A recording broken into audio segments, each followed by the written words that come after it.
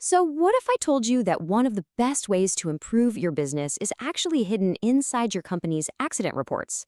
Seriously.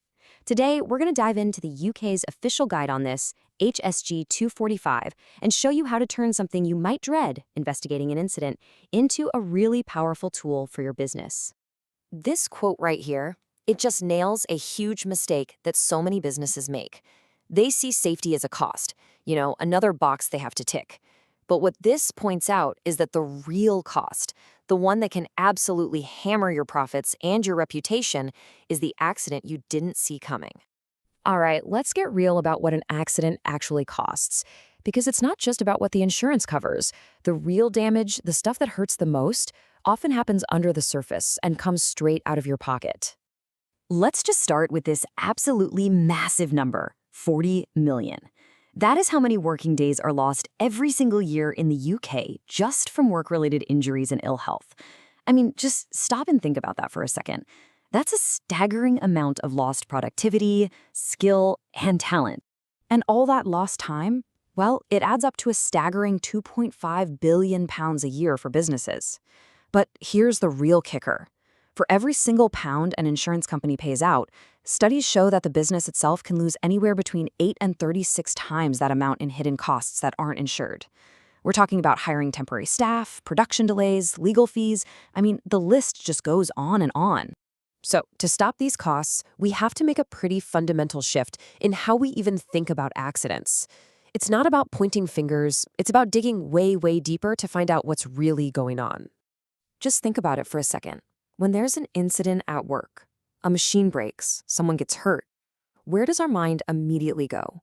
What's the first question we ask? Yeah, our instinct is almost always to find out who did it, who is responsible. But the official guidance is crystal clear. That is a complete dead end.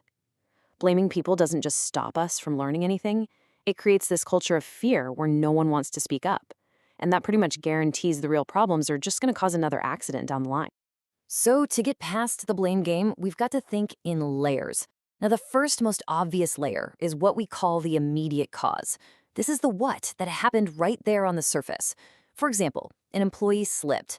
What was the immediate cause? Well, there was oil on the floor. Simple. But we absolutely cannot stop there. We have to ask, why?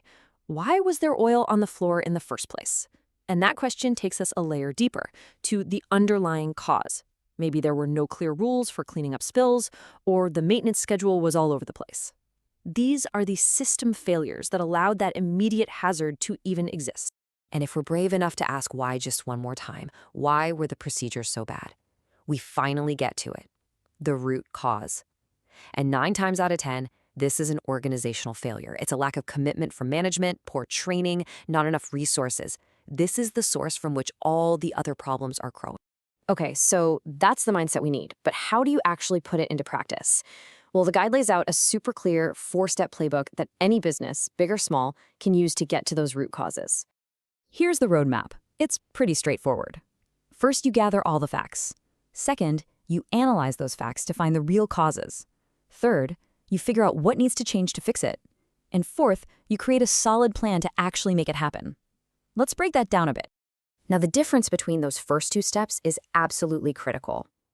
Gathering information is all about being a detective, right? You're collecting evidence, talking to witnesses, just trying to understand the sequence of events. It's all about the what. Analyzing, though, that's when you put on your problem solver hat and you really start asking why. And one of the best tools for that analysis is actually deceptively simple.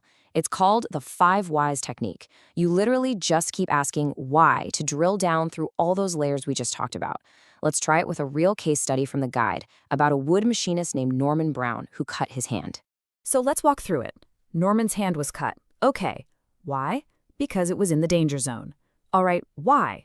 The machine was running with the safety guard open. Why? Well, Norman had deliberately bypassed the safety interlock. Now, a lazy, blame-focused investigation would stop right there. Operator error, case closed. But a real investigation keeps going. Why did he bypass it? Because he needed to see inside to figure out what was wrong with the machine. And the final, crucial question, why couldn't he see inside safely? Because the official viewing window was completely blocked by the workshop's bad layout.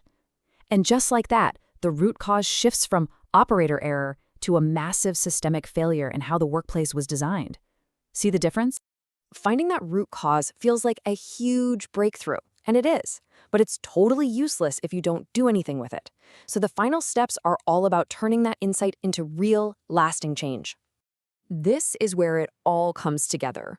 The guide is very clear that you need a SMART action plan that's specific, measurable, agreed, realistic, and time-bound. I mean, look at this example from Norman's case. It doesn't just say improve safety. No, it says replace interlocks assigned to Peter with a hard deadline. This isn't just a vague to-do list, it's a blueprint for accountability. It makes sure that change actually happens. And when you follow this process, the payoff is immense.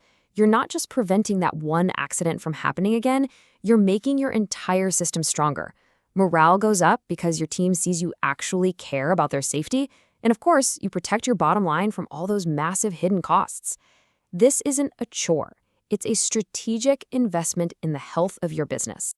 Ultimately, it's all about breaking this cycle. So many businesses find themselves dealing with the same kinds of incidents over and over and over again. A proper investigation, one that gets to the real root cause, is how you finally step off that hamster wheel and put a permanent stop to preventable harm. So, I'll leave you with this one last thought.